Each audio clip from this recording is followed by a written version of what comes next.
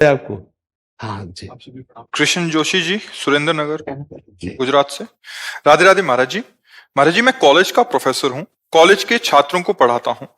वर्तमान समय और जुवानी को ध्यान में रखते हुए एक अध्यापक में अपने विषय में के अतिरिक्त कौन सी लक्षण, क्रिया और स्वभाव होना चाहिए, कृपया। सबसे पहला संयम होना चाहिए। किसी भी गुरु पद में बैठा हुआ, किसी भी मार्ग के गुरु पद में बैठा हुआ कोई भी व्यक्ति हो, सबसे पहले गुरु का मतलब होता है श्रेष्ठ पद, उपदेशक पद, समाज रक्षक पद, न्याय पद, ये सब गुरु पद के स्वरूप ही है। अगर ऐसे पदों में बैठा हुआ संयमी नहीं है तो सबसे पहली गलती उसकी ये है जो अपनी इंद्रियों का संयम नहीं करता। संयमी, हर इंद्रिय का ब्रह्मचर्य होना चाहिए। जो आपके विद्यार्थी जन हैं जिनको आप शिक्षा देते हैं, वो भगवत स्वरूप देखिए और हर हालत में उनकी तुम्हारे द्वारा सुरक्षा होनी चाहिए। उनके मन की सुरक्षा, उनकी इंद्रियों की सुरक्षा, उनकी देह की पवित्रता, उनके विचारों की पवित्रता और विद्या अध्ययन जो कराते हैं वो भी। अगर हम स्वयं संयमी नहीं तो ऐसा नहीं कर सकते, तो वो फिर उसका रंग नहीं चढ़ेगा, इसलिए नहीं चढ़ता। बहुत से ऐसे टीचर के द्वारा गलतियां हो जाती हैं, समाचार समाज, इसमें आप देखिए वो स्वयं संयमी ना होने के कारण अपने पुत्रवत जो जैसे हमारे प्रिय बच्ची, प्रिय बेटा, वैसा व्यवहार होना चाहिए, वो त्रुटि कर देते हैं। दंड विधान में, पवित्रता में, संयम में वो त्रुटि कर देते हैं। तो आपको या किसी भी अध्यापक को पहला चाहिए लक्षण कि वो संयमी होना चाहिए। इतना इंद्रियों का संयम होना चाहिए कि जैसे अपनी बच्ची के पास बैठे हो तो कैसा, अपने भाई के पास, बहन के पास बैठे हो तो कैसा, ऐसा संपूर्ण बच्चों से अपनापन होकर पवित्र व्यवहार। दूसरी बात है, जो विद्या अध्ययन किया है उसमें धन की प्रधानता न रख करके सामने वाले विद्यार्थी को हम पूरी की पूरी विद्या दे सकें और वो प्रवीण होकर के हमारे राष्ट्र की सेवा करे, हमारे समाज का सेवक बने, हमारे समाज के काम आवे। इसलिए निस्वार्थ भाव रखते हुए, कोई छल कपट ना रखते हुए कि स्कूल में पढ़ाया तो कपट पूर्वक और घर पे ट्यूशन पे आओ अलग से पैसा दो तो हम पूरी विद्या का प्रयोग करके आपको प्रवीण बना देंगे। ऐसा सब विद्यार्थियों के पास इतना पैसा नहीं होता कि वो ट्यूशन ही कर सके। तो अध्यापक को चाहिए कि जो ट्यूशन में अलग से पैसे लेकर के आप शिक्षा देते हैं वो खुली शिक्षा दीजिए विद्यालय में। विद्यालय में कमजोर और ट्यूशन में आकर के उन्नतिशील उसको शिक्षा, ऐसा नहीं कि विद्यालय में तो समय पास हो रहा है, अगर आपको आना है, उत्तम विद्यार्थी बनना है तो आप घर आइए या हमारे वो कोचिंग सेंटर कहते हैं, हाँ, ऐसा मुझे लगता है टीचर को ऐसा नहीं, क्योंकि कई ऐसे विद्यार्थी होते हैं जिनके पास ऐसी सुविधा नहीं है कि वो आपको अलग से पैसे देकर पढ़ सके, तो वहीं उनको प्रवीण करना चाहिए। आप गुरु पद में हैं, जितनी शिक्षा है निष्काम भाव से उनको देना चाहिए नहीं।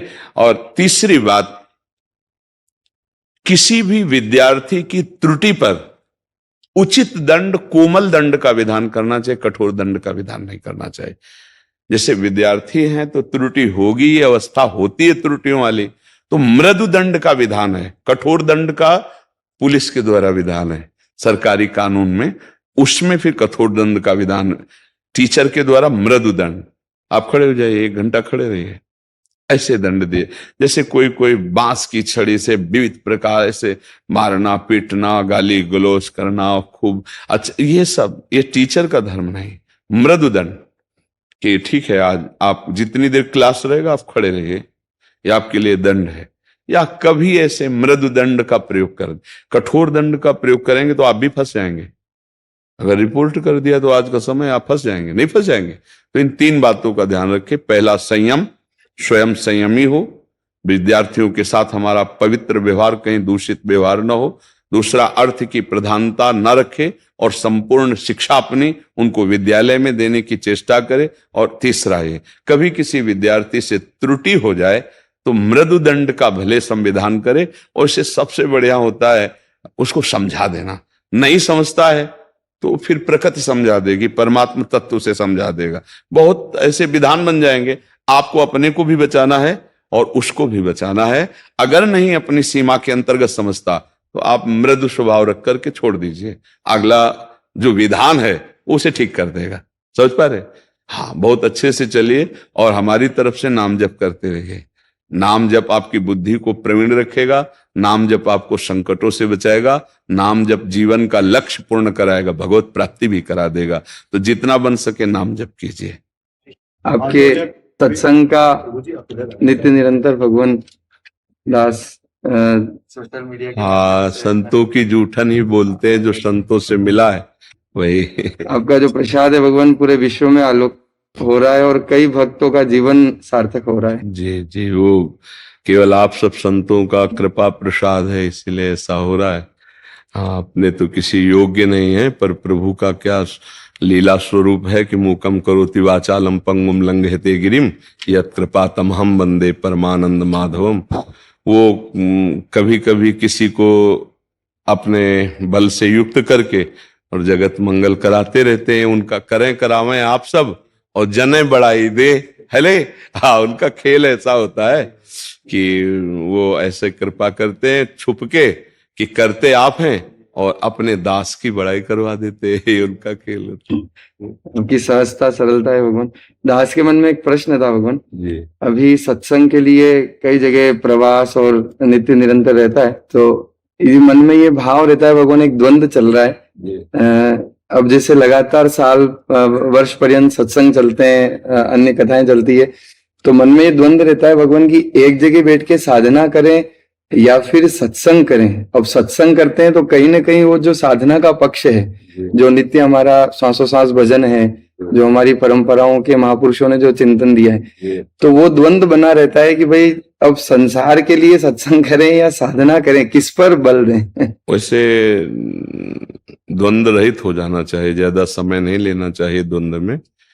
यदि आपको गुरुजनों के द्वारा आदेश मिला है और आप समाज को भगवान का यश सुना रहे हैं, सत शास्त्रों के प्रमाणित वाक्य बोल रहे हैं और आपके अंदर धन उपार्जन की आकांक्षा नहीं है, मान सम्मान की आकांक्षा नहीं, तो इसी से भगवत प्राप्ति हो जाएगी, आप समझिएगा।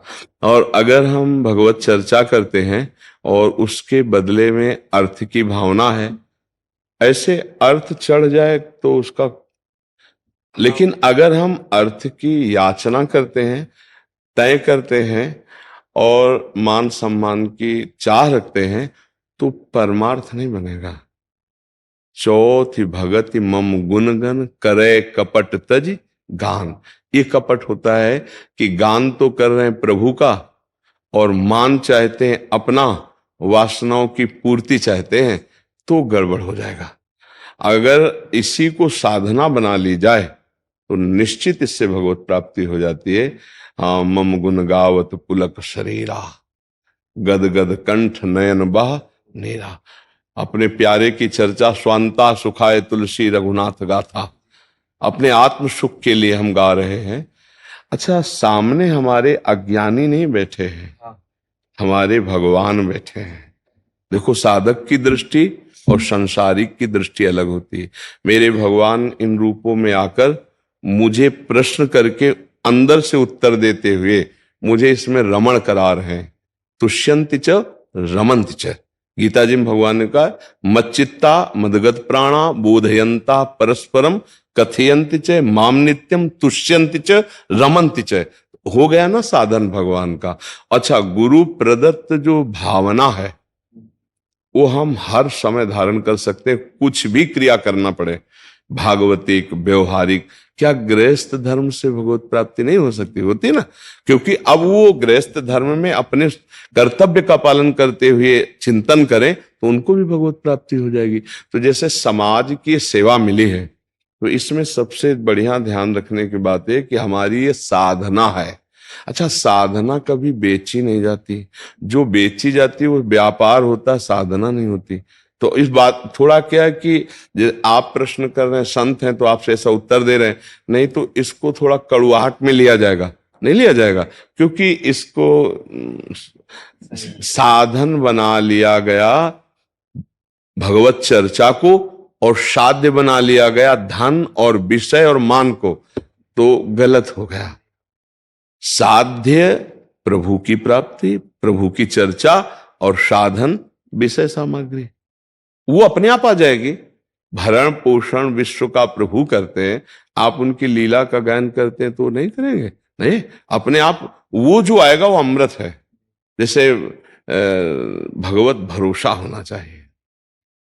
एक दिन भी कोई भूखा नहीं रहता। 300-400 साधक है, ऐसे नहीं है। सख्त आदेश है, ऐसे नहीं। कोई दान पेटी, कोई पर्चा, किसी भी तरह का फ्रॉडगिरी, कि अगर कभी कोई ऐसा कहीं करता नजर आएगा तो भारी दंड का अपराधी माना जाएगा। यहाँ केवल भगवत कृपा से। हाँ, आप कोई निकाला 100-500 रख दिया, जाओ दाल खरीद के लाओ और आटा लाओ, बनाओ, खाओ, भोग लगाओ। तो आज तक बिजली नहीं कटी और भोजन के किसी का नहीं रुका। देनहार कोई और है, देते रहते दिन रह है ले। तो ऐसे मस्ती से चलो, द्वंद मत रखो। भगवत भरोसा, भगवत भरोसा, द्वंद मत। हाँ, भगवत भरोसा ही, देखो भगवत भरोसा ही बहुत चमत्कार होते हैं भगवत भरोसे में। हमें अगर भगवत आश्रय है तो पक्का हमने ऐसा देखा है, ठीक समय पे व्यवस्था होते देखा। ठीक समय पे व्यवस्था, भगवत आश्रय से ठीक समय से व्यवस्था होती है। हम भगवत आश्रित हो जाए तो यही हमें भगवत प्राप्ति करा देगी। ये जो भगवत चर्चा है ना, ये सीधे रत्नावती जी ने कोई अन्य साधना नहीं की थी, केवल भगवत चर्चा से इतनी ऊंची स्थिति। यहां मथुरा की ब्राह्मण पत्नियां, ब्राह्मण तो साधना कर रहे थे, ब्राह्मण पत्नियों ने कोई साधना नहीं की, केवल कृष्ण चर्चा सुनी थी तो कृष्ण का साक्षात्कार हो गया और वो साधना में थे।